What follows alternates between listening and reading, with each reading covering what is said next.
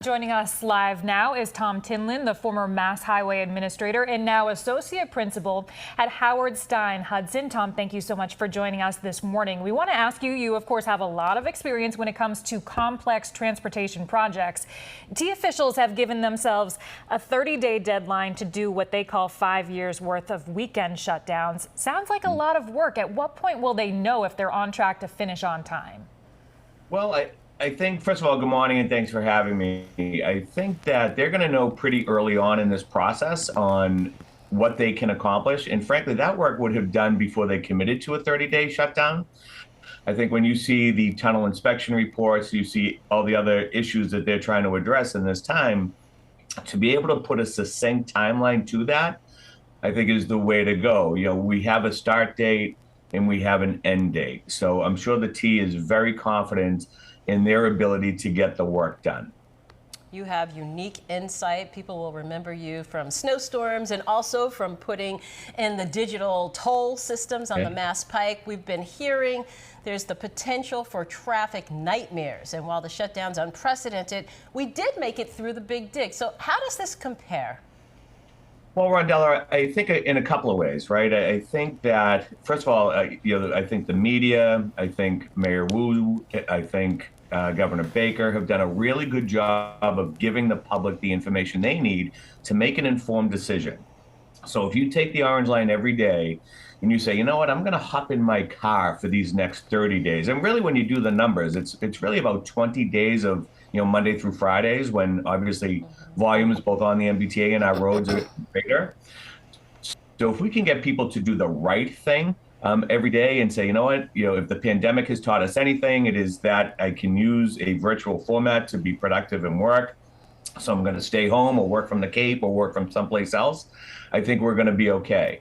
But if those riders who are displaced from the Orange Line choose to jump in a car, an Uber, a taxi cab, we've all seen the heat maps. It's going to be difficult, right? And quite frankly, in some areas, around Copley, where we also have some street closures, it could be downright dangerous. So, we want to keep these roads open and accessible to the folks who really need it. First responders, folks who have no other way of getting around.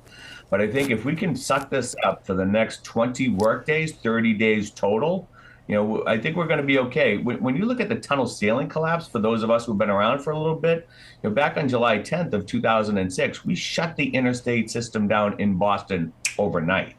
No pre-warning, not giving people the tools to make an informed decision about how they were going to get to work or to doctor's appointments, etc. So if people do what they're asked to do, walk, bike, etc., I think we're going to be okay. The problems on the Orange Line, of course, are not new. Why do you think it came to this? What are officials up against in all of this? Couldn't the T have started this work when ridership was significantly lower because of the pandemic? Many people have made those comments.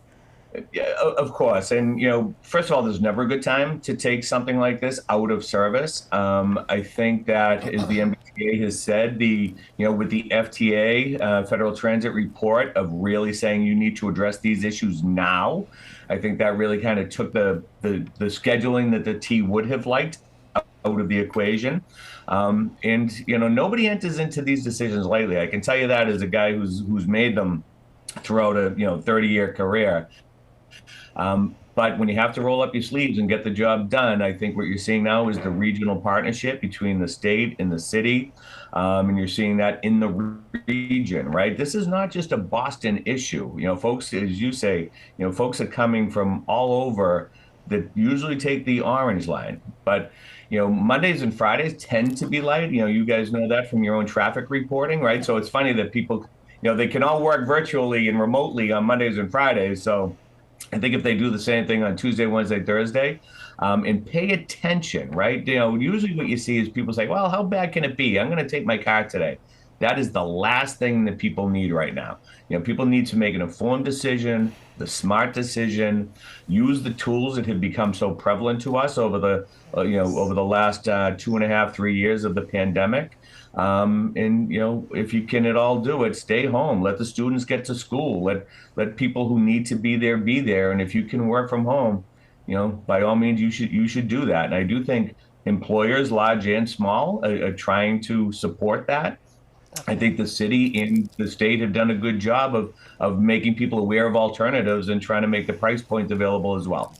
Okay, thank you, Tom Tinlin, former Mass Highway Administrator and now Associate Principal of Howard Stein Hudson. Thank you so much for all that valuable insight. Have a great weekend. Thanks for having me. Be well.